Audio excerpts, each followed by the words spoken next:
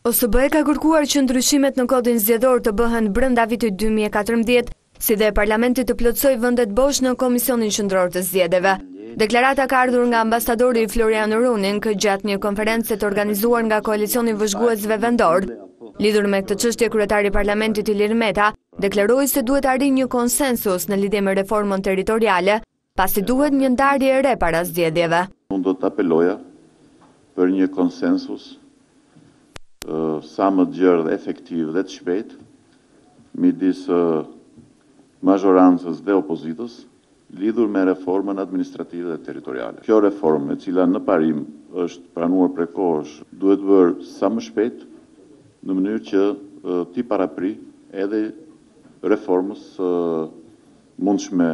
zgjedhore, duke patur në konsiderat zgjedhjet e përgjithshme lokale, të cilat po afrojnë, por ndoshta pse jo edhe zgjedhjet e përgjithshme parlamentare në kohën e tyre.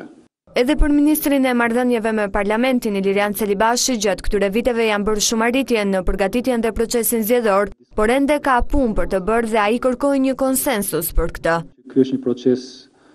politik mjaft delikat, është një proces politik, është edhe ligjor, por është edhe politik, dhe për këtë arsye është shumë e rëndësishme që të jetë një proces inkluziv, të jetë një proces gjithëpërfshirës, të përfshijë shoqërinë civile, të përfshijë faktorë të ndryshëm politik, institucione të ndryshme,